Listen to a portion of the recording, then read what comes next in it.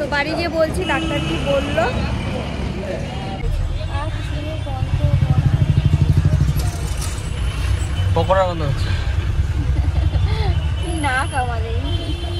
আজ যাচ্ছি হসপিটালে, চেক আপ রয়েছে 1 মাস পর। তো তোমরা জানোই যে আমি হসপিটালে যাই চেক আপ করতে। তো মিষ্টি মিঠা লাইফস্টাইলে তোমাদের সবাইকে ওয়েলকাম। আজকে ব্লগটা গাড়ি থেকেই স্টার্ট করলাম, বেরিয়ে গেছি, রাস্তায় রয়েছি।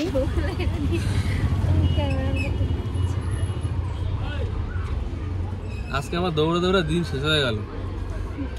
কেন কতবার বাড়ি গেলাম, লক্ষ্মীর ভান্ডার দুবার দৌড়ে দৌড়ে বাড়ি গেছি, দুবার দৌড়ে দৌড়ে এসেছি।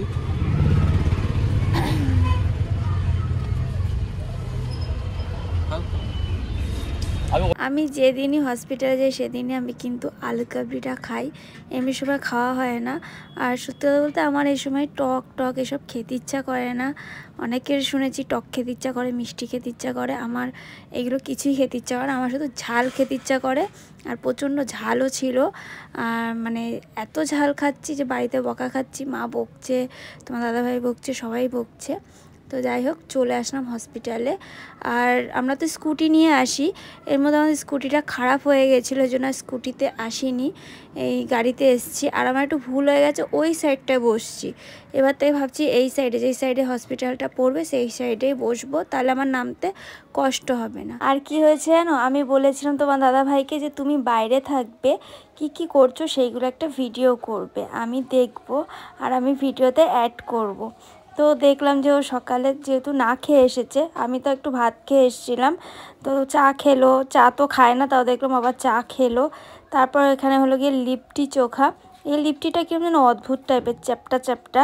তো আমিও খেয়েছি লিপটি গোল গোল, তো আমার তো বেশ ভালোই লাগে। তোমাদের ভালো লাগে কিনা একটু বলো তো। আর এটা তো বিহারিরা খায়, তো বেশ ভালো খাবারটা, আমাদের নিউ টাউনে পাওয়া যায়। আর আজকে ছিল হলো গিয়ে আমার চেক আপ, তার সাথে ছিল হলো গিয়ে আলট্রাসোনোগ্রাফি। তো ডাক্তার কি বলেছে সেটা তো আমি বলবোই। তো বন্ধুরা, আমার ডাক্তার দেখানো হয়ে গেছে, বাইরে এসে দেখছি তোমার দাদা ভাই দেখা নেই। ফোন করেছি, গিয়ে বলছে আমি শিয়ালদায় গেছি, বোঝো।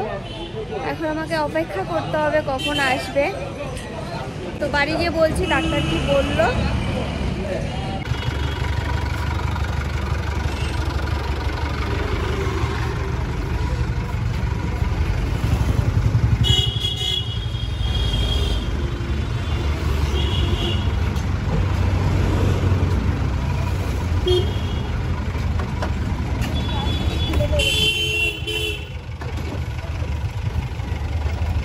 আমরা গাড়িতে উঠে গেছি, আর এই যে নিয়ে গেছিলাম কি আনতে, আমলকি আনতে।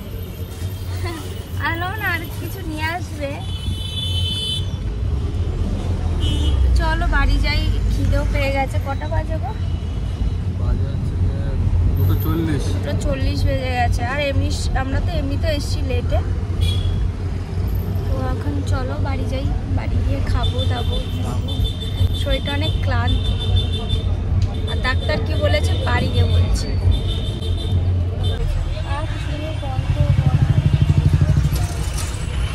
পকোড়া গন্ধ হচ্ছে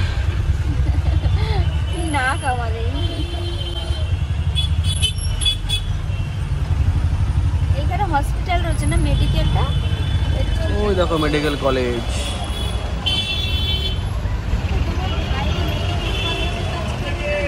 ও আগে করতো, এখন আর করে না।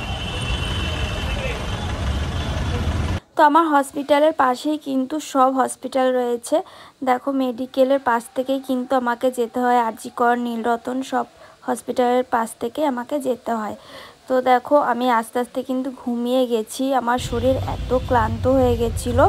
আর ডাক্তার আমাকে বলল যে আমার যে সব রিপোর্ট দেখে বলেছে সব কটা ভালো, আলট্রাসোনোগ্রাফিও খুব ভালো এসছে, বাচ্চার হার্টবিট সব কিছু একদম ওকে রয়েছে।